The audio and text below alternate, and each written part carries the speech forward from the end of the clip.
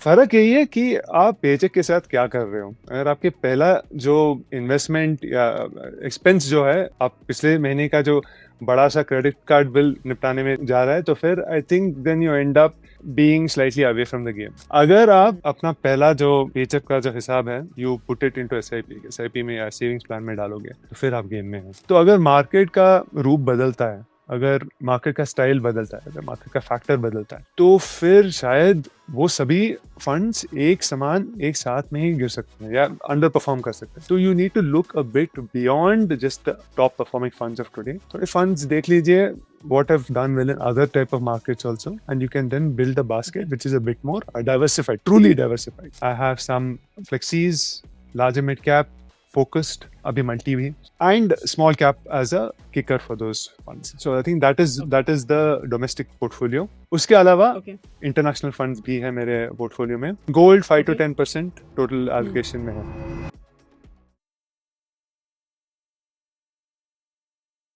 हम सब अपना पैसा निवेश करते हैं एंड हम सब चाहते हैं कि हमारा पैसा अच्छे से ग्रो हो। एंड आई थिंक एक जो हम सबका बहुत बड़ा एस्पिरेशन होता है is the first 1 crore.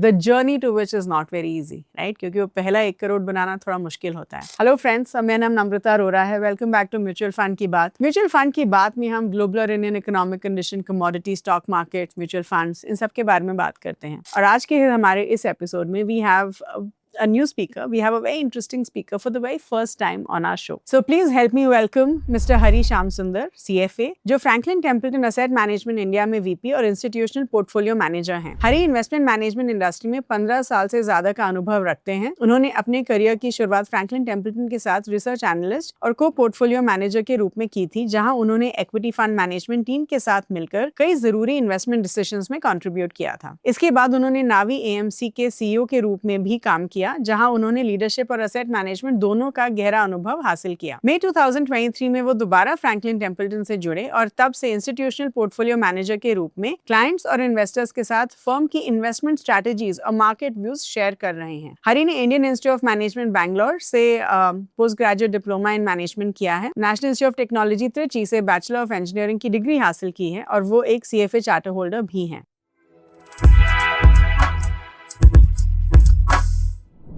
Hello everyone, welcome back to Mutual Fund Ki Baat and thank you so much for joining us again this week. आज हम सबसे पहली बार हरी जी को लेके आ रहे हैं। He is Hari Shamsundar, who is a Vice President, Senior Client Portfolio Manager at Franklin Templeton Mutual Fund. Now, he's been with Franklin for many years and ये basically fund management team और sales team के बीच में he's like the bridge जो अपनी expertise लाते हैं and he specializes in a lot of wonderful sectors. ये mutual fund industry के बहुत सालों से he is been a part of mutual fund industry. तो आज हम इनके साथ एक बहुत इंटरेस्टिंग कॉन्वर्जेशन करने वाले हैं, क्योंकि आज हम हरी जी के साथ ये डिस्कस करेंगे कि अगर एक इन्वेस्टर को अपना पहला 1 करोड़ बनाना है फ्रॉम म्यूचुअल फंड्स, तो वो कैसे बनाया जाएगा, right? And will talk about the strategies, will talk about the ways of doing it, आप अपने इन्वेस्टमेंट पोर्टफोलियो को कैसे मैनेज कर सकते हैं, and everything around building your first 1 crore, right? And I've always believed कि जो पहला 1 करोड़ होता है ना, वो सबसे मुश्किल होता है, बिकॉज उसके बाद वो मल्टीप्लायर इफेक्ट आता है, उसके बाद कंपाउंडिंग का इफेक्ट आता है ना, आपका पोर्टफोलियो शायद बहुत जल्दी से और आगे बढ़ेगा, लेकिन that building that first 1 crore is actually the toughest, right? और इसीलिए हमने सोचा कि आज आप सबके लिए ये टॉपिक पे बात करते हैं and we'll teach you guys how to build your first 1 crore. So Hari ji, thank you so much आज हमें join करने के लिए. Good to be here. We are very very excited to have this conversation with you today. Thank you. It's good to be here. Thank you. So Hari, let's start with the very first question at a very high level, right? Let's understand कि 1 crore as a milestone I think बहुत बड़ा लगता है for a lot of investors, right? क्योंकि हमें लगता है कि वो जब हम लाखों में बात करते हैं it's still doable, लेकिन 1 crore seems like a really big milestone. So आप मुझे ये बताइए कि क्या ये मुश्किल है अचीव करना? डू यू रियली थिंक कि पहला 1 करोड़ मुश्किल होता है? और and if it is difficult, tell me why, ऐसा क्यों है? देखिए, 1 करोड़ सुनने में काफी बड़ा लगता है, लेकिन it's not difficult but it is slow. And actually लोग डिफिकल्टी, मुश्किल की बात के किसी पीछे हटते नहीं है। It is not, they don't lose because of difficulty, they lose because of patience. देखिए, all you actually need is a reasonable amount of SIP, diversified equity fund, and एकदम पकाऊ लेवल का boring consistency. And that is really the issue with this particular process because it is slow. Compounding takes time. And there is, even today, I mean, I think there's a lot of debate going on social media also about, SIPs. Is it useful? Is it not useful? Hmm. And this time, I think I get reminded of a quote which Winston Churchill said, that he said that democracy is the worst form of government apart from all the others that have been tried from time to time. तो मतलब है कि लोकतंत्र सरकार का सबसे सबसे बुरा रूप है, सबसे खराब रूप है, सिवाय वो जो हमने बीच-बीच में ट्राई किया है. I'll apply that to SIP. SIP for retail investors is the worst form of investing apart from all the other forms which have been tried from time to time. Now, why is it bad? Because देखिए, जब bull market चल रहा है, लोग कह रहे हैं कि I am 100% on this stock, मैंने इस Hmm. सेक्टर में डाल के बहुत ज्यादा पैसा बना लिया. That time your SIP is slowly moving up. जब मार्केट क्रैश हो रहा है, सब लोग कह रहे हैं कि नहीं, it is worst time to be putting money. That time your SIP is adding units to your entire unit to your collection. Portfolio. So it feels like Hmm. that's the worst thing. But uh, the options are that you try to time the market, जो किसी के बस की बात नहीं है. Nobody is able to time it. Hmm. You will end up putting at the top of the market. You will end up panicking, exiting at the bottom of the market. Yeah. You can try day trading. SEBI studies Hmm. have shown that more than 90% of day traders end up losing money. Or you can keep it in a bank account and then inflation will eat away your entire savings. So Correct. it is simple, but it is not easy. क्योंकि ये patience, ये slow process जो है makes it difficult. Yeah. No, I completely agree with you because, like I said, first 1 crore तक पहुंचने के लिए मुझे लगता है कि जितना effort, I think it's like your sweat and blood goes into building that first 1 crore, right? क्योंकि आप धीरे धीरे अक्यूमुलेट कर रहे हैं वेल्थ जो एकदम से नहीं दिखता है आपको, and that's why lot of people शायद वो मोटिवेशन लूज भी कर जाते हैं in the whole process of reaching that first mark. या okay, so tell me something कि हमारे to reach that 1 crore mark ज़रूरी ज़्यादा क्या है? Is it how much you invest या फिर how much you are earning? ज़्यादा ज़रूरी क्या है? बिकॉज़ बहुत सारे इन्वेस्टर्स जो हैं वो अपनी इन्वेस्टमेंट्स को अपने इनकम के साथ लिंक करते हैं, राइट? एंड अगर I don't think they necessarily set कि मुझे हर महीने अपनी एक्स परसेंटेज इनकम का बचाना है. So how do you think, अगर मैं ज़्यादा इनकम है तो डू यू थिंक मैं 1 करोड़ ज़्यादा जल्दी पहुँच पाऊँगी, और डू यू थिंक अगर मैं अच्छे से इन्वेस्ट करूँगी तो 1 करोड़ ज़्यादा जल्दी पहुँच पाऊँगी? Actually for me neither of these two. The असली हीरो यहाँ पे है सेविंग्स रेट. देखिए, मैंने दोनों दोनों टाइप के लोग देखे हैं जो 3 से 5 लाख महीने कमाते हैं पर हुँ. 40 की उम्र में net worth zero.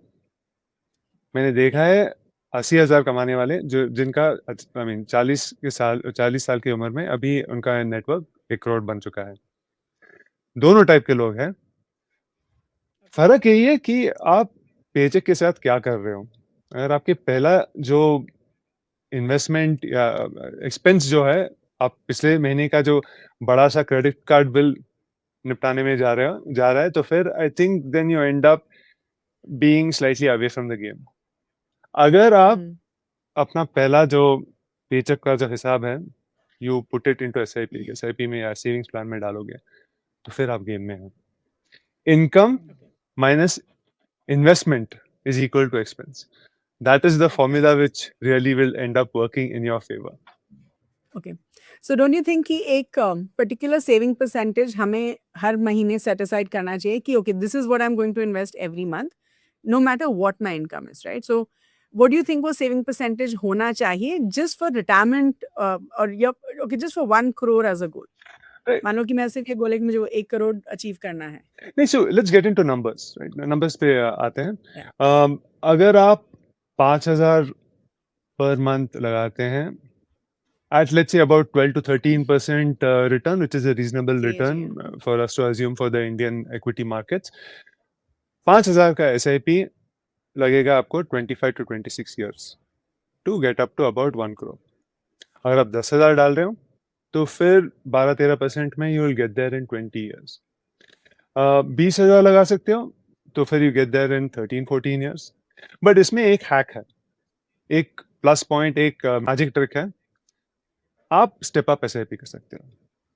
Step up Yeah. SIP अगर करोगे, इफ यू से दैट हर साल मैं 10% से बढ़ा दूंगा अपना SIP, then that Hmm. number of years can be cut by 4 to 5 years. And that I think is a magic trick which we can all deploy.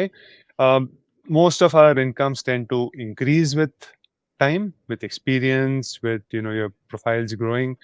They tend to pick up. Right. So increasing it every year is a magic trick which can cut that path to 1 crore. Okay. Okay. So, you've already given the numbers. My next question was कि अगर आप 5,000, 10,000, 25,000 से शुरू कर रहे हैं, तो what are the timelines to expect? But what you're saying is 5,000 के लिए about 25, 26 years, 10,000 invest कर रहे हैं, तो obviously the timeline keeps reducing. Okay. But, I do think कि अगर हम average Indian middle class की बात करें, तो आई डोंट नो अगर उनमें से काफ़ी लोग 10,000 भी महीने का बचा पा रहे हैं, and I am not saying क्योंकि वो कम कमा रहे हैं, बट प्रोबब्ली बिकॉज़ वो उतना बचा नहीं पाते हैं, बिकॉज़ उनके खर्चे इतने ज़्यादा होते हैं. Today we live in a society जहाँ पे we want to live a good lifestyle. I truly believe कि इंडियन मिडल क्लास ना बिल्कुल वो इज़ अ वेरी टफ, बहुत मुश्किल प्राणी जी रहे हैं, क्योंकि जो लोग उतना ज़्यादा नहीं कमाते हैं, लोअर इनकम ग्रुप्स, वो अपनी बेसिक्स पे जीते हैं. The people who are earning a lot are probably they don't care about inflation, they don't care about investments. But Indian middle class is the aspiring middle class, जो बहुत अच्छा करना चाहता है लाइफ में, राइट, और अच्छी एक लाइफस्टाइल अपने लिए और अपने बच्चों के लिए बनाना चाहता है. सो क्या आप मुझे 1 या 2 ऐसे thumb rules to start with at a very very high level, आप मुझे ऐसे 2 थंब रूल्स बताइए हरी जी, जो अगर हम फॉलो करें तो शायद 1 करोड़ हम आसानी से पहुंच पाएंगे. And let's say timeline is 20 years, right? So let's say 20 साल का मेरे पास समय है to reach that 1 crore mark. उसके बाद I think compounding will come into action. तो Absolutely. बताइए. See, देखिए दो इसमें if you're trying to get to 1 crore, you can look at it in two ways. ठीक है, पहला है एक गोल बेस्ड, मुझे 1 करोड़ पहुंचना है, तो you set aside a certain amount. जैसे you said that 10,000 per every month, 20 years के Yeah. लिए आप पहुंच जाओगे. If you're not able to, which is capacity based investing, तो आप 5,000 से शुरू कर सकते हैं, and then you can try to step it up every year. And with Okay. that, you'll be able to reach much faster than what the 5,000. अगर 5,000 प्रति महीने लगा लोगे तो फिर आप 25-26 years लग जाएगा, but 10% के step up से you'll reach there in 21-22 years. So I think that is so. This is the way to really go about it. See, the other thing is that one thumb rule which you can use for this is that to keep you going is a 843 वाला rule. 843 वाला rule ये है कि अगर आप 12% का return लोगे, first 8 years में आप जितना कमाओगे, नेक्स्ट 7 years में that will become 3 times the amount. And that is very, very Okay. powerful. So अगर आप let's take the math of about 20,000 rupees per month. तो पहले 8 साल में you'll put about 19-20 lakh rupees. आप देखोगे Correct. कि मेरा ये पैसा जो है सिर्फ 31 लाख पे है. थोड़ा निराश हो जाओगे कि इतना टाइम बिता चुका हूँ एंड कुछ रिटर्न्स आ ही नहीं रहे हैं, तो फिर that is a You're right. source of frustration. But the magic of compounding kicks in then. Next 7 years you would have invested an incremental 17 lakh, 17 lakh डालोगे, but your corpus has jumped from 31 lakhs to 95 lakhs. Right? So that is the power of compounding Okay. and the patience which delivers over time. Yeah.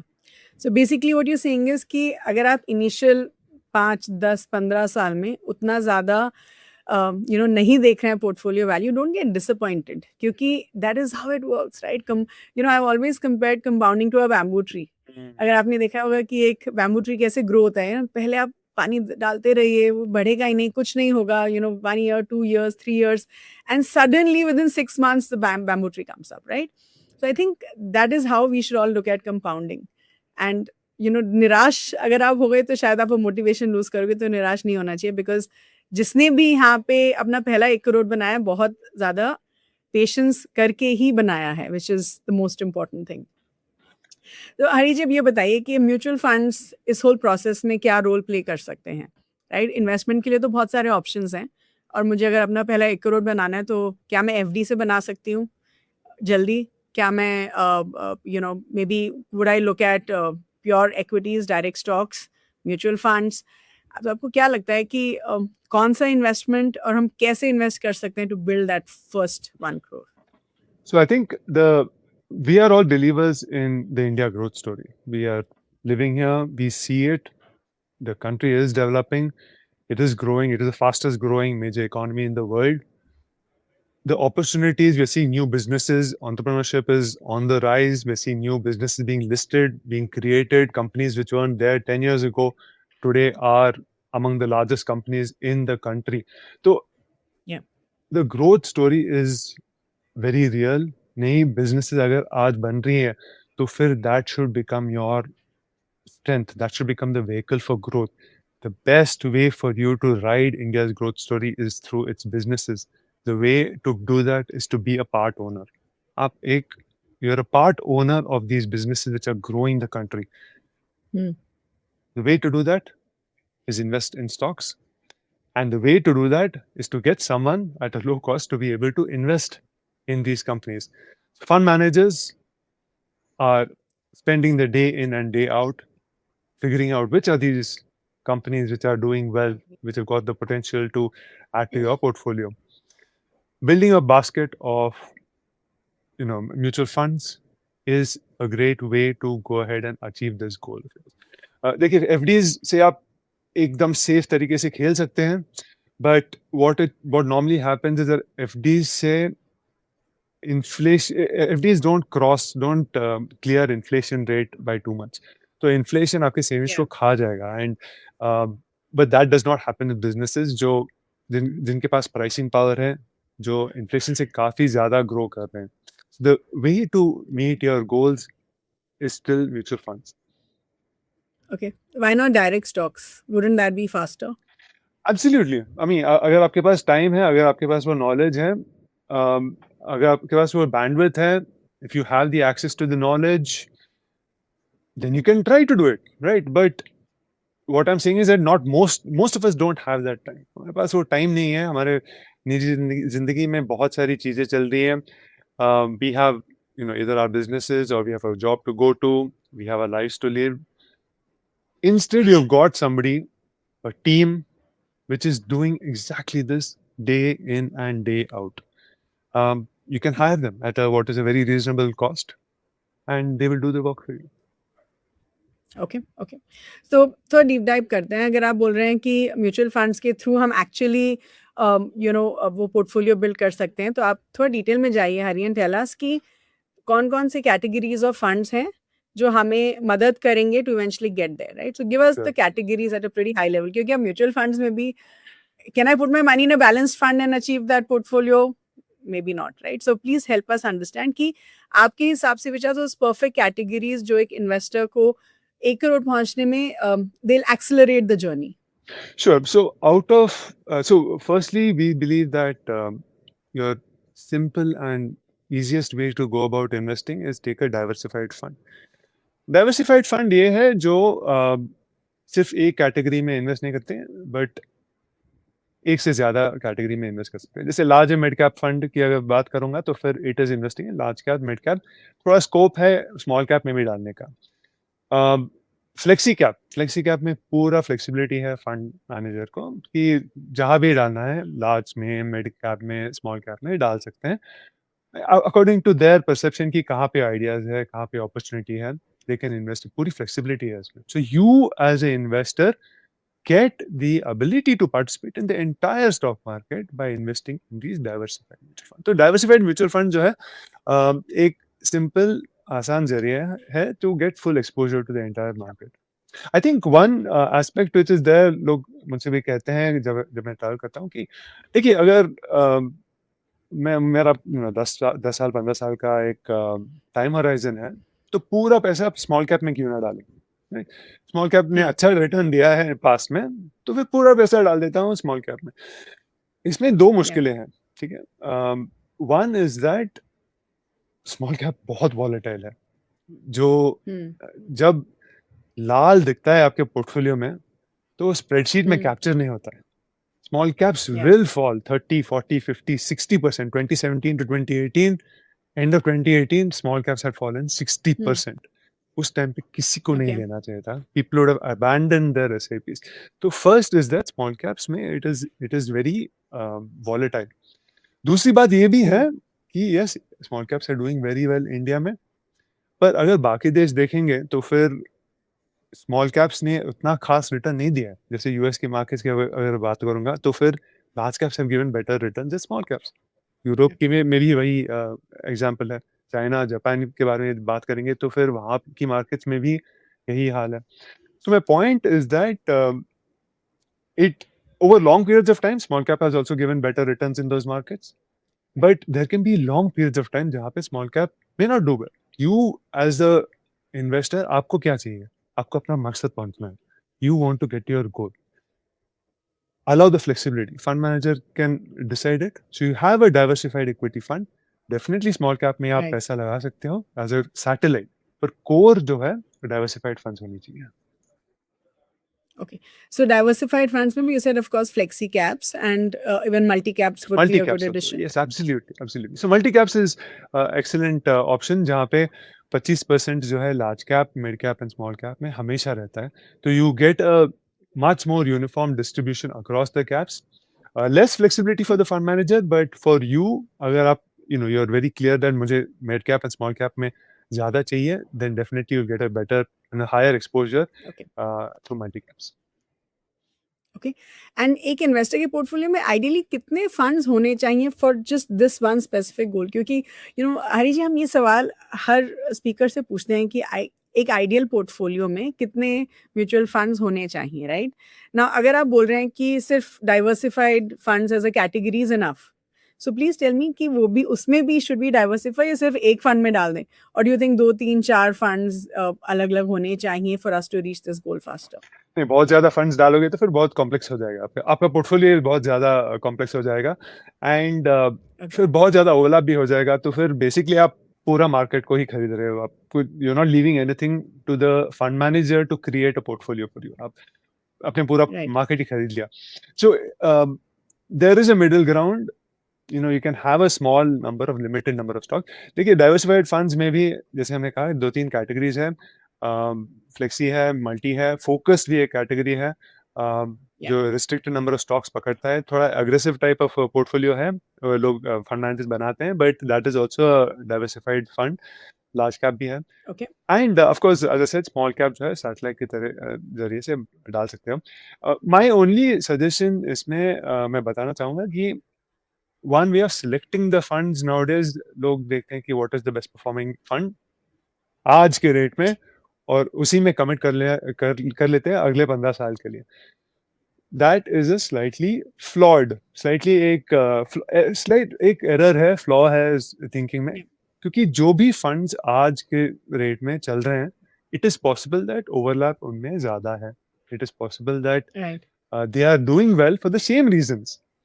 तो अगर market का रूप बदलता है, अगर market का style बदलता है, अगर मार्केट का फैक्टर बदलता है, तो फिर शायद वो सभी फंड्स एक समान एक साथ में ही गिर सकते हैं या अंडर परफॉर्म कर सकते हैं.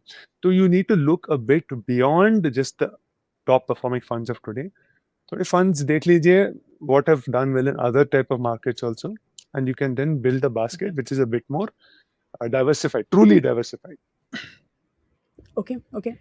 एंड ये बताइए कि asset allocation का क्या रोल है in this whole process? Because I truly believe कि asset allocation irrespective of your goal, asset allocation होना चाहिए, across different, could be some form of debt, some form of gold or other commodities.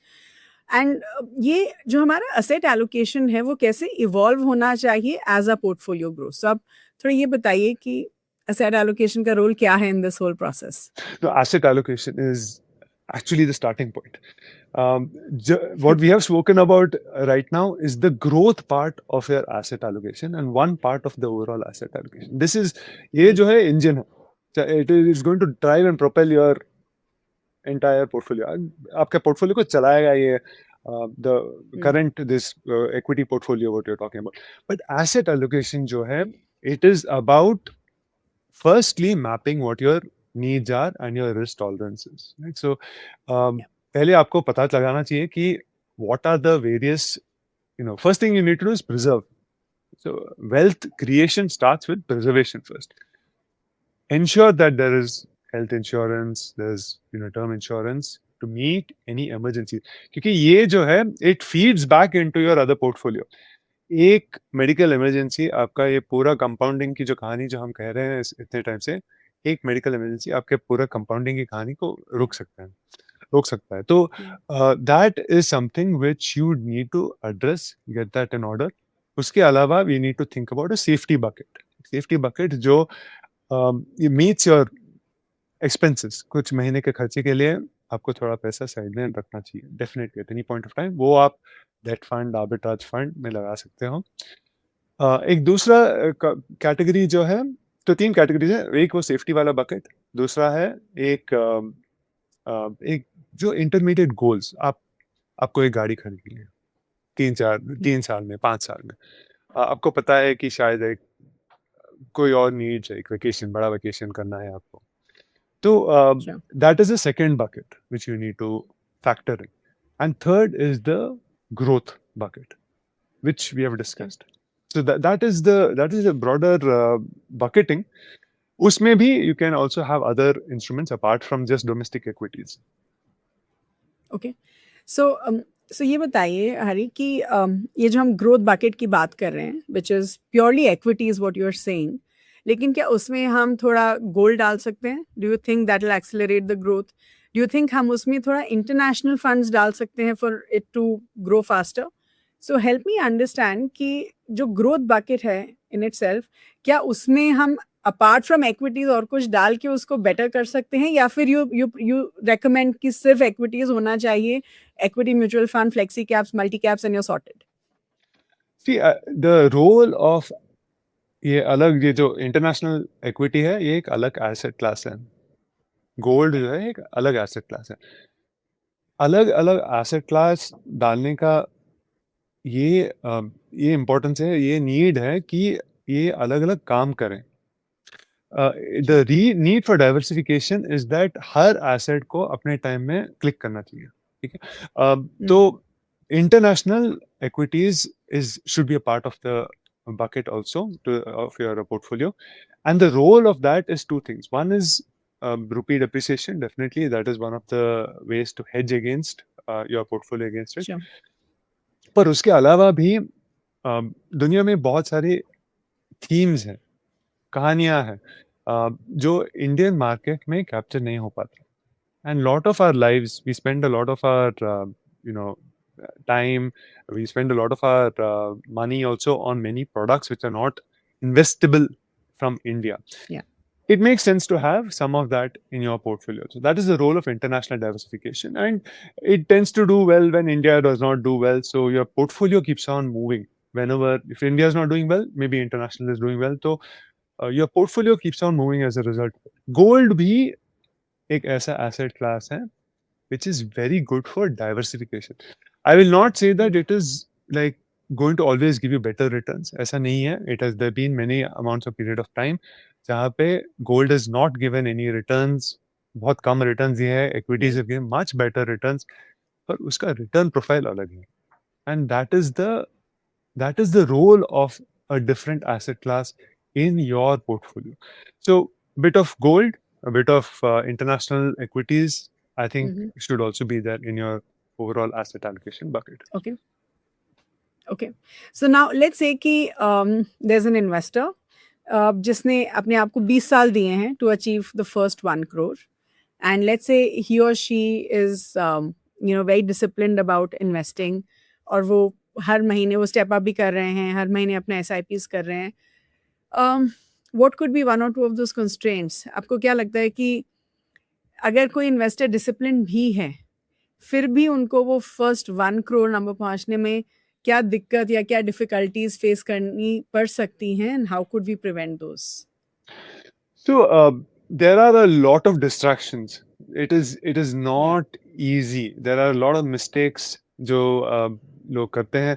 One big mistake, of course, is that SIP को बंद करना. I think that is one definite way for the compounding to be able to be stopped, and that is definitely a mistake which many investors make.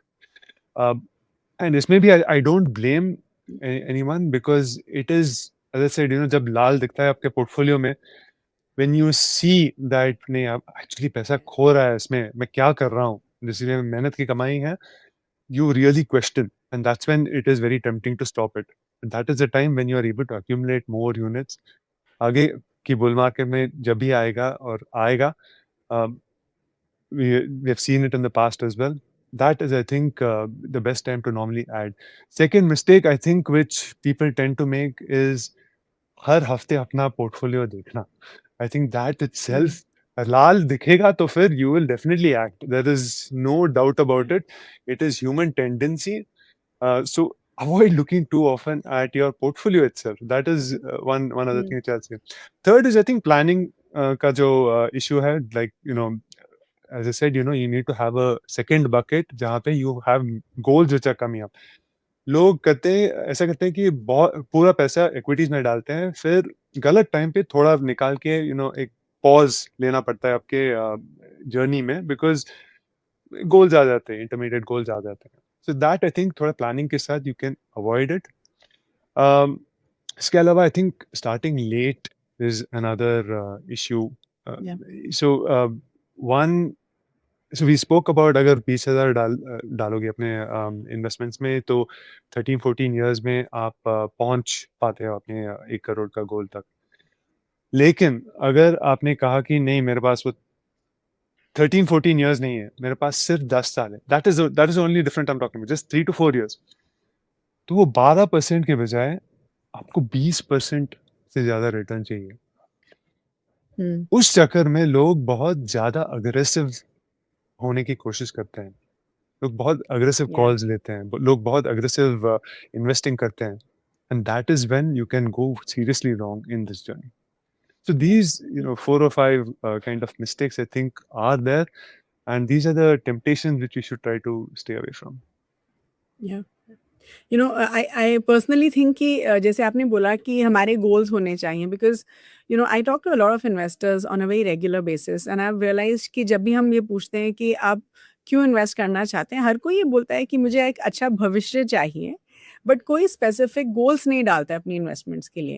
Right, अब मान लीजिए आपका गोल है कि आपको 1 करोड़ वो रीच करना है, लेकिन अगर बीच में मान लीजिए कोई और बड़ा खर्चा आ गया, आप उस कॉर्पस में से निकालते रहेंगे, and then you may not even touch your goal because आपने उसको बढ़ने का समय ही नहीं दिया. तो अगर आप गोल्स के हिसाब से इन्वेस्ट कर रहे हैं, तो कि ये पोर्टफोलियो आपका गोल्स एक स्पेसिफिक गोल के लिए अलग है, तो you will not really touch your that 1 crore वाला corpus that you want Correct. To reach, right? Yeah, I think it's a very important point which I hope everyone understands. Okay, हरी जी, ये बताइए, now let's assume hypothetically speaking कि अगले 5 साल तक Indian markets flat रहता है, क्या तब भी आपका ये एडवाइस सेम रहेगा और would it change? I would say I would still give the same opinion. Absolutely. देखिए, if you reflect on the last 5 years, and in fact, पिछले 5 साल का जो एक्सपीरियंस रहा है, आई थिंक पिछले 2 साल में तो definitely there have not been returns which have been made. तो 2 साल का जो एसआईपी है, it's almost 0% in terms of return. I agree. तो Yeah. एंड एक्चुअली ये 5 साल का रिटर्न जो है अभी 7% से के करीब है, I think, and that I think has caused a bit of nervousness for many investors. तो हमने एक एनालिसिस किया, हम we went back in history, पिछले 25 साल का डेटा निकाला है, एंड देखा कि what is been the experience 7% से कम अगर 5 साल का SIP रहा है तो अगले 5 साल में क्या होता है? ठीक है, is it sunk money for that time also? क्या लोगों को पैसा निकालना चाहिए? So when we went and looked at the data, the total amount of times जहाँ पे ये ऐसे 5 साल का SIP 7% से कम है, उसका एवरेज रिटर्न जो है let's say have been about 4% for these 5 year blocks. Subsequent 5 साल में रिटर्न बन जाता है 12%। किसका रिटर्न? पूरे कॉर्पस का रिटर्न 12% बन जाता है। जो 4% था पहले 5 साल में, वो अचानक से 12% एवरेज तक पहुंच जाता है। 12% का एवरेज तक पहुंच जाता है। तो you are likely, historically at least, it has been that आप इस टाइम पे जितनी भी यूनिट्स अक्यूमुलेट कर रहे हो, फ्लैट मार्केट में यूनिट्स अक्यूमुलेट करो, बुल मार्केट में वेल्थ बनेगी। That has been the formula which has worked out for 25 years in the Indian market. And with the story which we are in right now, I think that is what we should expect going forward as well. Okay. So tell me something now. Let's say कि मेरा 1 करोड़ बन गया है, and now my portfolio is sitting at close to 1 crore, right?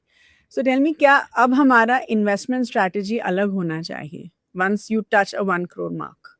Because तब we do believe कि compounding will take over. Of course, compounding शुरुआत से चलता है, लेकिन 1 करोड़ के बाद वो the effect is much faster. तो आप ये बताइए, क्या हमारा investment strategy change होना चाहिए या फिर it should stay the same? देखिए, one thing is asset allocation. अगर आप रेगुलरली आपका asset allocation कर रहे हैं and you are aware कि मुझे what are my needs for the from the money, and जो goals है, intermediate goals है, liquidity corpus मेरे पास है, and ये आपका growth portfolio है, तो your growth portfolio should allow the compounding magic to continue. तो 1 करोड़ जो है एक माइलस्टोन बन जाता है, बट दी एंड नहीं बन जाता है। क्योंकि that is when, as you correctly pointed out, that is when compounding का जो मैजिक जो है वो शुरू हो जाता है। That is when it feels like पैसा पैसा को बना रहा है, and you are able to allow that entire corpus to grow much faster. क्योंकि आपके ऑल्टरनेटिव्स क्या है? You will take it out, you will put it into safe FD, savings account में डालोगे, inflation will start eroding away जितना भी आपने accumulate किया है। रियल टर्म्स में आपका जो इन्वेस्टमेंट है वो गिरता ही रहेगा उसके बाद। सो द 1 करोड़ जो है वो दी एंड नहीं है, एक माइलस्टोन है। If you are well sorted on your asset allocation, this needs to continue growing, and you can of course when you reach this, जब आप ये माइलस्टोन पहुंचते हो, तो definitely your goals might have, your life stages might have changed. You might be closer to certain life stages as well. You can reassess, but the money needs to keep working. Okay. So, there was this one survey that wasn't a survey, it was a mathematical calculation. And Hari, क्योंकि आपने इतने सारे numbers बोले हैं, आप मुझे थोड़ा बताइए कि so that particular thing that I was reading said कि once you touch your 1 crore mark, तो हर 5 साल में आपका portfolio double होगा, assuming आप उसमें से पैसा निकाल नहीं रहे हैं, you are letting your portfolio stay, and at the same time वो जो पोर्टफोलियो ग्रोथ हो रहा है, the assumption is 12 to 13% CAGR. So tell me, is this true? या आप बताइए कि अगर मेरा पोर्टफोलियो कंपाउंडिंग की वजह से डबल होगा in how many years, assumption being 12 से 13% का CAGR. So I think this gets back to the 843 वाला formula, right? So पहले 8 साल में जितना आपने रकम इकट्ठा किया है, नेक्स्ट 4 इयर्स में 3 times हो जाएगा, नेक्स्ट 7 इयर्स में 3 times हो जाएगा, 3 times हो 3 जाएगा, times हो जाएगा. सो एंड नेक्स्ट 4 इयर्स में it will double, and next 3 years में फिर से that same amount will get added. This is the formula which is going to play out even when you reach 1 crore. The numbers जो है बदलते नहीं है, compounding जो है बदलता नहीं है, because you have reached 1 crore. Compounding का मैजिक जारी रहेगा. It is again hard, again when you are sitting at year 1 या आप 5th ईयर में अगर हो, तो फिर इट फील्स, अगर आप अपना अकाउंट देखोगे तो फिर लगेगा कि ये क्या है, इट इज कुछ हो नहीं रहा है इसमें. But that is where compounding really takes over, and I can not emphasize it enough that you need to put yourself in that year 8. You need to you need to actually imagine that नहीं मैंने 8 साल का ये जो सफर है मैंने किया है उसके बाद Yeah. कैसे पैसा बढ़ता है. You need to really almost live it to figure out that नहीं it is worth being on this journey. So it's the 8-year magic that we're talking about. So you're saying 8 years, उसके बाद 7 years के बाद आपका portfolio 3 times हो जाएगा. उसके बाद it will double in 4 years and then it will double again in 3 years, right? Would that be correct? So 8 years, then in 4 years it will double, and then in the next 3 years, so 8, 12, 15. So 8 years you will make a certain amount. At year 12 that will double, and then and the third year after 3 years that same amount will be added again. Okay, understood. Okay, wonderful. I think that was ये बहुत आसानी से I think an investor can understand. Okay, wonderful. So now I think हमने 1 करोड़ के ऊपर बहुत ज़्यादा discussion कर लिया. Now I would like to ask you some questions around your funds and also your investment journey. But so I think first आप हमें ये बताइए हरी जी, you've been part of Franklin Templeton for so many years. So please help us understand कि at Franklin what is your investment philosophy as a fund manager या fund management team जो है उनका stock picking strategy कैसा रहता है and how do you manage it? मान लीजिए आपने कोई stock select किए at fund management level and it went wrong, वो शायद सही decision नहीं था, तो क्या किया जाता है to make those changes? So give us a little insight into the fund management philosophy here. So Franklin Templeton has been investing in India for 30 years now. Yeah. We have invested in hundreds of stocks. We have definitely made a lot of mistakes in that point of time also. लेकिन अगर इस time पे हमने अपने funds को compound किया है तो it has been through a very systematic framework and philosophy which we have followed. Consistent application of a philosophy. It starts with quality. So we have four factor framework: quality, growth, sustainability and valuations. Quality का मतलब है कि आप देख रहे हो कि stock जो है, अब बैलेंस शीट से शुरू करो, पीएनएल से नहीं. आप प्रोमोटर को देखो, उनका प्लेज कितना है, पर प्रोमोटर कौन है, what has been their history, what has been their track record of capital allocation, how has he put money, how has he or she put the money to work, how has the promoter group behaved with minority shareholders in the past. तो ये सब जानना actually first layer है. Actually particularly small caps के बारे में बात कर रहे हैं तो ये लेयर जो है बहुत जरूरी है, क्योंकि स्मॉल कैप में कहानियां बहुत है, कैश फ्लो महंगा है. Which brings us to growth. Growth में भी इट इज नॉट जस्ट पिछले 2 साल अच्छा किया है तो फिर ये अच्छी स्टॉक बन गई. It is about understanding runway for growth, understanding the industry structure. What is the likelihood of this company becoming really large? How is this company gaining market share? क्या ये कंपनी ये इंडस्ट्री में अच्छा काम कर रहा है या इंडस्ट्री की टेलविंड्स की वजह से ऊपर बढ़ रहा है? So that is the element of growth, digging deeper, understanding की growth क्या है. तीसरा जो है वैल्यूएशन, तीसरा जो है वो सस्टेनेबिलिटी जो है, इसका मतलब है कि ठीक है ये ग्रोथ, ये कंपनी जो है इसमें ग्रोथ है, पर क्या ये ग्रोथ सस्टेनेबल है. ग्रोथ सस्टेनेबल तब बनता है जब कंपनी जो है अच्छी रिटर्न्स बनाती है और फिर वो रिटर्न्स को फिर बिजनेस में इन्वेस्ट करता है. तो what is the return on investments today? Incremental investment जहाँ पे पैसा डाल रहे हैं, क्या उसमें भी अच्छा रिटर्न्स आएगा कि नहीं. You need to be able to make that sustainability of growth assessment. And finally valuations. जब आप बाजार में जाते हो तो ठीक है अच्छा एक कपड़ा मिल गया है, बट यू विल नॉट पे any price for it. You will look at paying a fair price for it. Is the valuation justified? Any stock, any good company can be a bad stock at a particular price. That is what we believe in. So this is the framework which we tend to apply. गलतियां तो definitely होती है इसमें. We are not able, these are all the very many qualitative assessments also in this entire process. So definitely we make our mistakes. लेकिन thesis जो है entry time पे लिखी जाती है.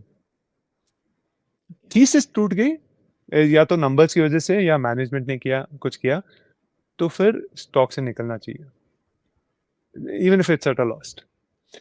वी डोंट फॉलो एक स्टॉप लॉस जैसे नहीं रखते हैं. It is not a hard and fast stop okay loss. It is about thesis. क्या थीसिस अभी भी रेलिवेंट है कि नहीं.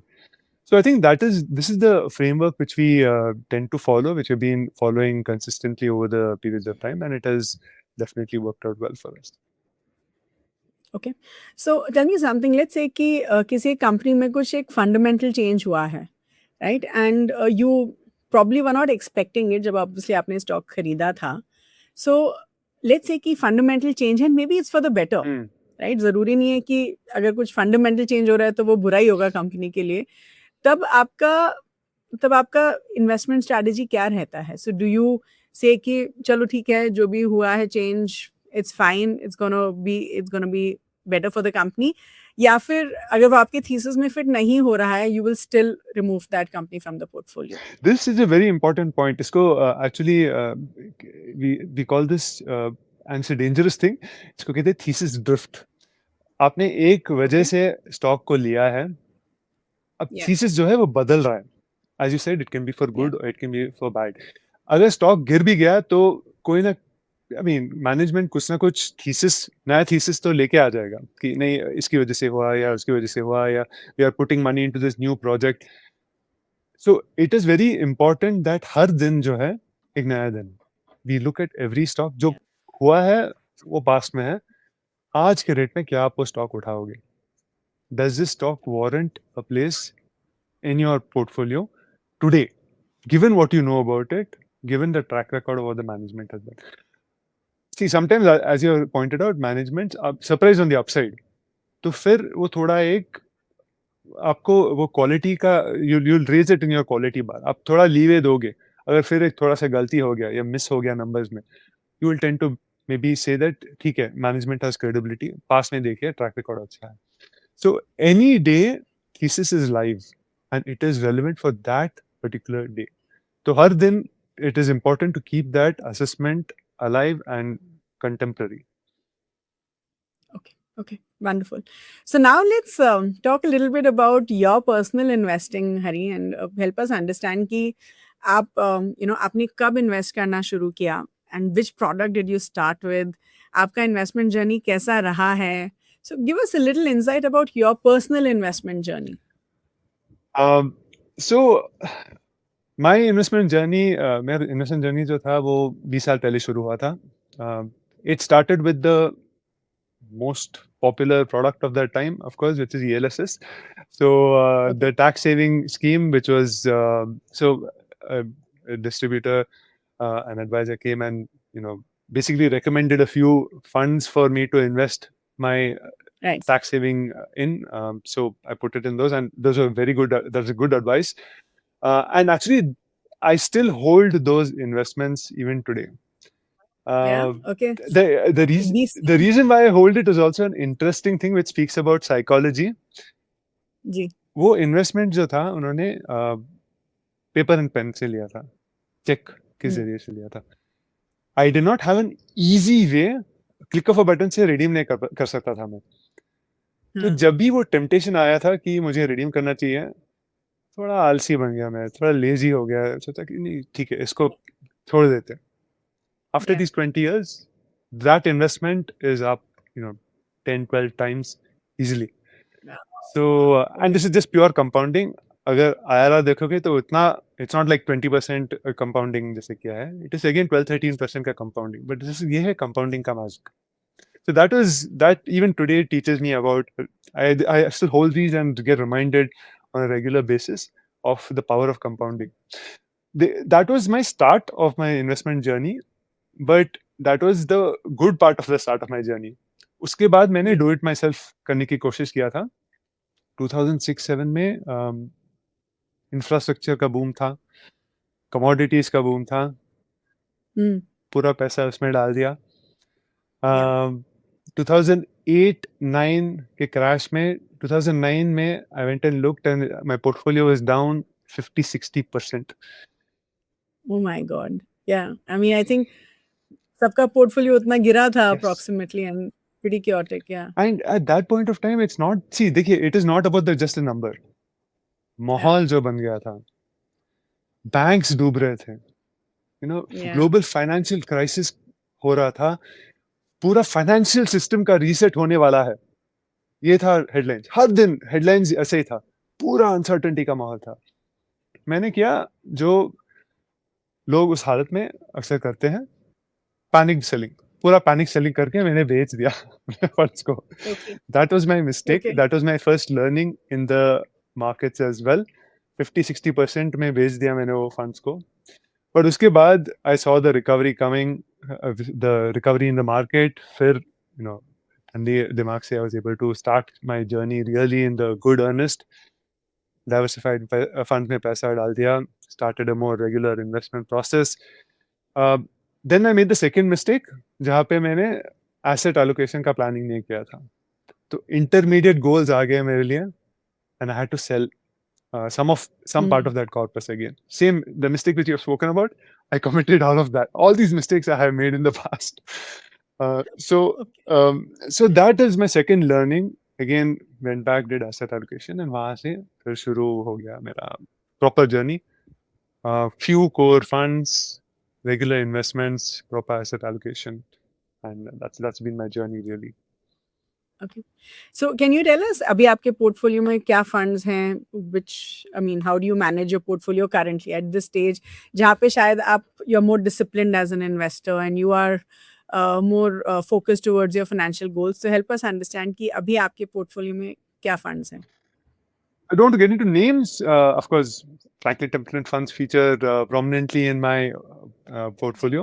But category-wise, I think it stays true to all that you have spoken about. I have some flexis, larger mid-cap, focused, abhi multi bhi, and small cap as a kicker for those funds. So I think that is the domestic portfolio. उसके अलावा international funds भी है मेरे portfolio में. Gold 5 to 10% total allocation में है.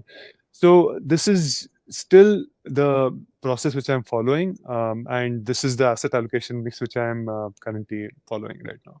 Simple. It's very simple. It's very boring, but it works. So I'm continuing with it. I always tell my participants जो मेरे workshops में बैठते हैं मैं उनको हमेशा बोलती हूँ the most lazy investor is the most successful investor. जो आपने you mentioned that and I truly believe that कि अगर आप एक बार इन्वेस्ट कर दीजिए, इन्वेस्ट करने में ही अगर आप लेजी हैं तो फिर तो आप इन्वेस्टर ही नहीं हुए, लेकिन अगर आपने इन्वेस्ट कर दिया है then just become lazy about your investments and you're going to do wonderfully well with your money.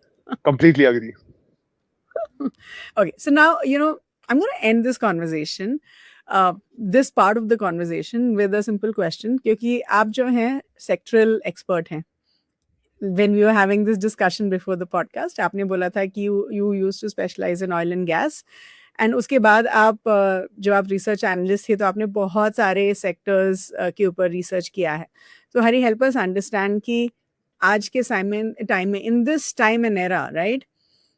ऐसा कौन सा सेक्टर है या may be 1 or 2 sectors that you think अगले 5 साल के लिए हमारे ग्रोथ स्टोरी में काफ़ी बड़ा कंट्रीब्यूशन करने वाले हैं, एंड एज एन इन्वेस्टर क्या हमें सेक्टरल इन्वेस्टिंग करनी चाहिए? I tend to stay away from sectoral investing, given my start of the journey when I went into the infrastructure. I actually thought you would say the opposite. I actually thought you would say the opposite. After getting into that infrastructure funds and commodities and burning my hands in that, I have said, see, देखिए, the thing is this, right?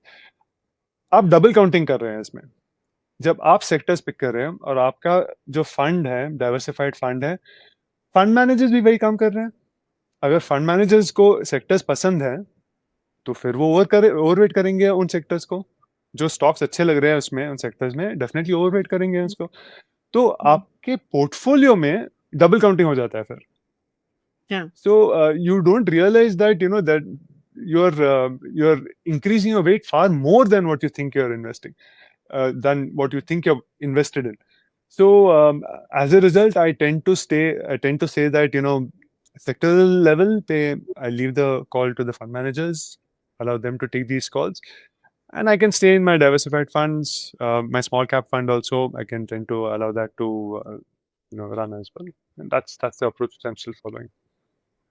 Okay, so which are the sectors for the next 5 years? At least अपना view तो बताइए हमें. I understand कि आपने बोला है कि सेक्टरल फंड्स में शायद नहीं इन्वेस्ट करना चाहिए, बट आपको क्या लगता है कि ऐसे कौन से सेक्टर्स हैं जो कंट्रीब्यूट करेंगे to the growth story of our country? If you look at the direction of the country, there are some themes which are coming out very, very clearly, right? So one is that consumption side पे अगर देखेंगे तो Indians जो है वो ज्यादा consume नहीं कर रहे हैं पर बेहतर कंज्यूम कर रहे हैं. They Okay. Are looking for not just volume growth. जैसे साबुन टूथपेस्ट वगैरह तो सबके पास है. The basic essentials are now taken care of, but people want to do better. People want a better. For example, अगर गाड़ियों के बारे में बात करेंगे तो फिर आजकल एसयूवीज काफी बिक रहे हैं.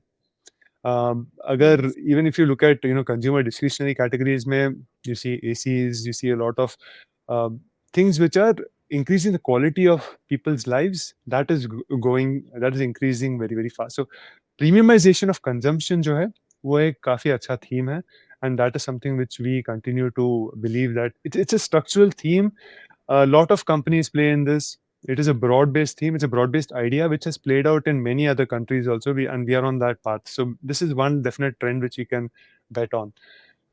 Another one is we still believe in the Make in India, which is we still think that India's export engine, manufacturing engine, इसमें काफी progress बन चुका है, and we still continue to think that across sectors there are a number of companies doing very interesting work. A lot of things have fallen into place for ensuring that we are in a better position now than we were maybe 5 to 10 years back. And so this is a second theme which I think we tend to be positive on as well. Okay. Okay. Wonderful. Cool. Thank you, Hari. Now we're just going to move on to the last part of our, conversation. And in this, it's a rapid fire. So I'm going to ask you some questions and just give us quick answers, right? It could be one word, one sentence. हाँ, अगर आप चाहते हैं कि आप elaborate करके और explain करना चाहते हैं, so feel free to do that. Okay. All right. So let's start. Biggest enemy to reach the 1 crore mark, is it fear or is it greed? Fear. Yeah. Okay. More returns or fewer mistakes? Fewer mistakes. I think अगर आप fewer mistakes करेंगे तो शायद more returns अपने आप आ वो जाएंगे. खुद ब खुद, they'll take care of itself. You have to be in the game. Alright. So first survival, and उसके बाद if you're in the game and you're surviving, then you can continue the journey. Okay. Survival is most important then. Okay. Chasing last year's top performer. Yes, no. No. Okay. Stopping your SIP during a market crash. Definitely no. Definitely no. That Something that you probably did in 2008. I have learned from it. So, देखिए, I think the other thing is that market definitely दोबारा मौका जरूर देता है. So 2008-9 में I made these mistakes.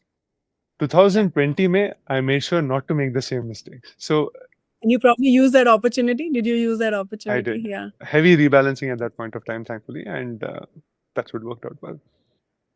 Wonderful. Okay. Redeem after 20% gains or stay invested?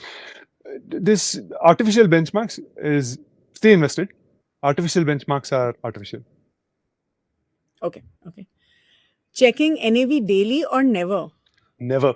Ideally, but not never. I would say you should look at least, once in a few months, maybe once annually you can do a recheck, but daily definitely not. Okay. Portfolio rebalancing, how often? Annual exercises are fine. Okay. Okay. Market falls 30% tomorrow, hypothetically speaking. Buy more or wait? Buy more. Okay. Bull market or bear market, what helps to build wealth? You want, when you're building wealth, bear market चाहिए आपको. Okay. जिससे कि आप और पैसा डाल Yes. सकें. So ideally, the ideal portfolio भी आपके पास एक bear market रहे for maybe 3 to 5 years. ज़्यादा accumulate करो units. Bull market बन जाएगा. Bull market में wealth बन जाएगा फिर खुद ब खुद. Okay. Volatility, is it your friend or your enemy? It can be a friend if you're disciplined. Okay. Correction or crash, which creates better opportunities? Crashes create opportunity, but again, the discipline चाहिए. वो fear will take over. We spoke about the biggest enemy, which is fear. Yeah. Crashes में fear takes over. Yeah. That's why I personally prefer correction. Because मुझे लगता है crash के time शायद psychologically you may not be able to invest more. I agree. अगर थोड़ा correction हो रहा है तो शायद you are more disciplined at that point in time. Mathematically, it is better. Logically, cold analysis पे it is better. But you're right. We are warm-blooded, so that is a problem. So I'm just going to ask you the last question, Hari, and then we're going to end this conversation. So this is something that we ask all our speakers. So please tell us कि आपने जो है in the last 20 years of investing, ऐसी क्या गलतियां करी हैं that you of course, and I'm not talking just from your personal investment point of view, in general, professionally and personally, आप हमें ये बताइए कि ऐसी कौन सी गलतियां करी हैं that you think कि नहीं करनी चाहिए थी and probably you would have been better off without those mistakes, and what are some of the learnings that you had? So on the stock picking and the fund management side, I think I already spoke about it, but there's no stock which is no good company which is not a bad investment at a particular price. But investment में हमेशा it is a battle, for us when we are trying to understand a stock between belief and disbelief. क्या हमें कहानी में यकीन करना चाहिए या थोड़ा skepticism, थोड़ा cautious रहना चाहिए. It is a battle between conviction and stubbornness. So there's a fine line between saying that नहीं मैं right हूँ and going overboard and completely disregarding anything which is any new information which is coming. So the surest way to become redundant, what you have realized is that you turn your eye to a new ideas. That is the surest way to become redundant. But at the same time, you need to manage these contradictions also. So that has been my biggest learning from the fund management side. On the personal side, I've listed all the mistakes which I have made, and I hope that all our viewers try to avoid some of these mistakes which I have made in the past. Markets जो है IQ test नहीं है, it is a test of temperament and patience. And the EQ test है more than IQ. Exactly. Sure. Thank you so much, Hari. I think it was a wonderful conversation. I do hope कि इस episode के बाद we have a lot of our viewers who come back and say, okay, कि अब मैंने अपना वो 1 करोड़ की तरफ journey शुरू की है, or maybe some of them are actually able to achieve it much faster, all thanks to all your answers and the learnings that we've had. So thank you so much for your time, and we hope to get you back soon. But thank you. Absolutely. Thank you. Wow, that was such a wonderful conversation with Mr. Hari. I'm sure आप सबको बहुत कुछ सीखने के लिए मिला होगा. आज के हमारे इस एपिसोड में we discussed कि हमारा पहला 1 करोड़ का पोर्टफोलियो बनाने के लिए क्या-क्या इन्वेस्टमेंट स्ट्रेटजीज हमें यूज करनी चाहिए and how easy or difficult it is to build your first 1 crore. तो सबसे पहले हमने मिस्टर हरी से पूछा कि अगर हमें अपना पहला 1 करोड़ वाला पोर्टफोलियो बनाना है तो उसके लिए क्या हमें ज्यादा पैसा कमाना चाहिए या फिर हमें ज्यादा पैसा इन्वेस्ट करना चाहिए. तो मिस्टर हरी सेज कि पैसा आप जितना भी कमाएं, आप जितना इन्वेस्ट करते हैं वो बहुत जरूरी होता है. तो percentage of your income should be invested every month for you to touch that 1 crore number. तो ही सेज कि आइडियली आप SIPs करिए, इक्विटी फंड्स में करिए to help you reach your goals faster. एक जो उन्होंने एक सिंपल कैलकुलेशन दी वो ये थी कि अगर हम आपके इक्विटी फंड से 12 से 13% का रिटर्न एक्सपेक्ट कर रहे हैं और अगर आप 5,000 रुपए का SIP हर महीने कर रहे हैं तो you can reach that 1 crore mark in 25 to 26 years. लेकिन अगर उसी 5,000 के SIP को आप 10,000 कर देते हैं हर महीने तो at the same rate of return आप वही गोल 1 करोड़ का गोल 20 साल में पहुंच सकते हैं. And so on. तो जैसे जैसे आपका इन्वेस्टमेंट या SIP अमाउंट बढ़ता रहेगा आपका गोल जो है वो जल्दी अचीव होने का चांस रहेगा. बट ही ऑल्सो सेज कि आइडियली आपको स्टेप अप करना चाहिए क्योंकि जब आप स्टेप अप SIPs करते हैं, हर साल अपने SIP को बढ़ाते हैं, तब आप अपने गोल को ज्यादा जल्दी अचीव कर पाएंगे. फिर हमने मिस्टर हरी से कुछ थंब रूल्स पूछे to touch that 1 crore mark very very soon. So mister Hari says कि आप अलग अलग तरीकों से इस स्ट्रैटेजी को देख सकते हैं. सबसे पहले ही सेज कि आप एक SIP शुरू करिए, लेट्स से 20,000 रुपए का SIP, और उसको आप कंटिन्यूअसली एक इक्विटी फंड में करिए, तो you will reach your goal से इन 13 to 14 ईयर्स। ही सेज कि दूसरा एक जो अप्रोच आप लगा सकते हैं वो ये है कि आप 5,000 रुपए की SIP से शुरू करिए और फिर उसको हर साल स्टेप अप करिए, because that is also going to help you. Step up is very important. एक जो तीसरी चीज जो उन्होंने बोली वो थी 8-4-3 rule. Now this is very interesting. वही सेज कि पहले के 8 साल आपको शायद उतने ज्यादा रिटर्न्स ना मिले और आप काफी डिसअपॉइंट भी हो सकते हैं, राइट? बिकॉज अगर हम उतना ज्यादा अपना पोर्टफोलियो ग्रोथ नहीं देख रहे हैं तो वी वुड गेट डिसअपॉइंटेड। लेकिन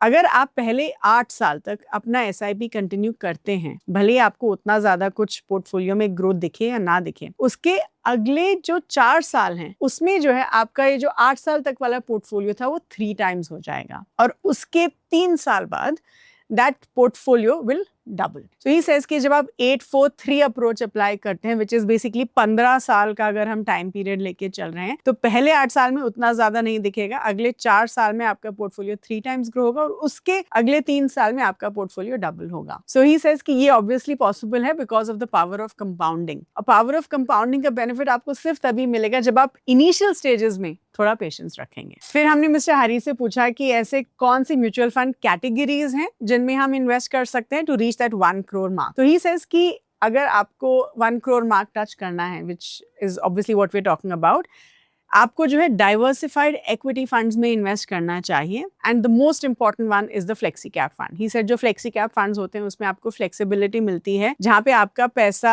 is invested across large cap, mid cap and small cap, और इससे आपको बहुत अच्छा एक्सपोजर मिलता है अक्रॉस ऑल मार्केट कैप्स। ही सेज कि आप मल्टी कैप फंड्स में भी इन्वेस्ट कर सकते हैं, जहां 25% of your portfolio large cap, mid cap और स्मॉल कैप में निवेश किया जा रहा है। ही सेज कि जनरली इस 1 करोड़ को टच करने के लिए small caps may not be a great idea, क्योंकि स्मॉल कैप्स बहुत ज्यादा वॉलेटाइल होते हैं, उनमें बहुत ज्यादा रिस्क होता है, तो लॉन्ग टर्म में आपका जो रिटर्न्स है वो शायद थोड़ा कम भी हो सकता है। तो आपको आइडियली क्या करना चाहिए, फ्लेक्सी कैप और मल्टी कैप से अपना कोर पोर्टफोलियो बनाना चाहिए। स्मॉल कैप्स आपके सैटेलाइट पोर्टफोलियो का हिस्सा ही होने चाहिए। फिर हमने थोड़ा असेट एलोकेशन के बारे में डिस्कस किया, एंड एक इन्वेस्टर का जो असेट एलोकेशन है वो कैसे इवॉल्व होना चाहिए as your portfolio grows. So he says कि जो asset allocation है वो actually step 1 है, राइट? क्योंकि ये जो है डिफाइन करता है इन टर्म्स ऑफ, ये सोचिए कि असेट एलोकेशन एक आपके पोर्टफोलियो का इंजन है which is going to propel the portfolio forward. तो ही सेज कि योर स्टार्टिंग पॉइंट इज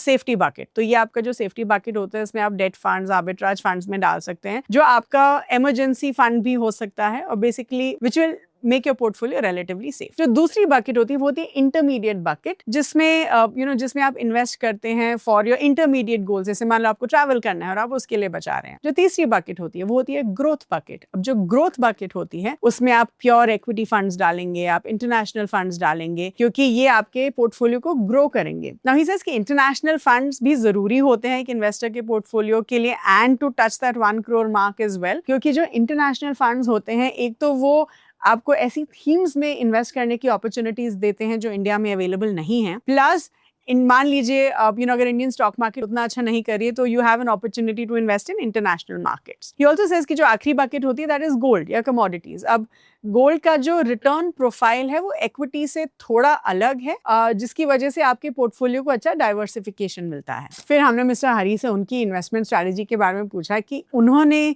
कैसे इन्वेस्ट करना शुरू किया था, उनका खुद का पर्सनल इन्वेस्टमेंट जर्नी कैसा रहा है। He gives a very interesting answer. He said कि उन्होंने 20 साल पहले इन्वेस्ट करना शुरू किया था, एंड उनका जो पहला फंड था वो था ELSS फंड, जिसमें उन्होंने he had done like check दिया था physically, he had signed the documents and stuff. Now it just so happened कि बीच में उनको लगा कि उनको शायद थोड़ा एग्जिट करना चाहिए जब रीजनेबल रिटर्न्स बन गए थे, लेकिन I think he just got lazy because he said कि क्योंकि फिजिकली सब साइन करना था तो ही जस्ट गॉट लेजी। लेकिन अभी उसी इन्वेस्टमेंट ने उनको काफी अच्छे रिटर्न्स दिए हैं, एंड उनका पैसा जो है काफी ग्रो हुआ है from that particular investment over the last 20 years. फिर उन्होंने 2006-07 में जब सेक्टर्स या थीम्स का बहुत बूम था, उन्होंने इंफ्रास्ट्रक्चर फंड्स में इन्वेस्ट किया, एंड 2008 में जब ग्लोबल फाइनेंशियल क्राइसिस हुआ उनका पोर्टफोलियो भी आधे से ज्यादा गिरा, and he was very disappointed, तो उन्होंने अपने पूरे पोर्टफोलियो को बेच दिया. He exited from all his funds, which he thinks by the way is a big mistake that he made, क्योंकि that is not the right time to really exit. And उसके बाद जब मार्केट रिकवरी हुआ तो उन्होंने दोबारा से invest करना शुरू किया इन अ वेरी स्ट्रक्चर्ड मैनर. तो उन्होंने फिर एसेट एलोकेशन देखा, उन्होंने SIPs शुरू करी, and he's been investing through SIPs for the last 15-16 years and so on. So now he says कि जो उनके पोर्टफोलियो में जो फंड्स हैं, ऑफ कोर्स उन्होंने उनका ज़्यादा पोर्टफोलियो फ्रैंकलिन टेम्पल्टन फंड से ही बना हुआ है, लेकिन he invest in flexi cap funds, he invest in large and mid cap funds, small cap funds. He also has some gold funds, international funds and some small cap funds in his portfolio. अंत में हमने mister Hari से उनकी कुछ learnings के बारे में पूछा from equity investing and being in the fund management space. And mister Hari says कि स्टॉक्स सेलेक्ट करना या स्टॉक मार्केट में इन्वेस्ट करना इज लाइक अ बैटल, जहाँ पे आप कॉन्स्टेंटली फाइट कर रहे हैं between conviction and stubbornness. This is what he learn from the fund management side. He said कि जब आप स्टॉक मार्केट में इन्वेस्ट करते हैं वो IQ के बारे में कभी होता ही नहीं है. It's always about your emotional quotient. And he says कि बिकॉज स्टॉक मार्केट जो हमेशा they are testing you in terms of perseverance and patience, और अगर आप एक स्ट्रॉन्ग इमोशनल क्वोशंट मैनेज कर सकते हैं, you'll be a successful investor. So that was about in this particular episode, guys. Thank you so much for watching. I do hope all of you learned a lot. I do hope आप सब में से बहुत सारे लोग ये learnings लेके अपना 1 करोड़ वाला portfolio डिजाइन करने की कोशिश करेंगे. And I do hope all of you get to your first 1 crore very, very soon. Thank you so much for watching this video. Please like it, share it with everyone that you know. And please do subscribe to the Grow Mutual Fund channel, which is called Mutual Funds with Grow. Thank you so much for watching.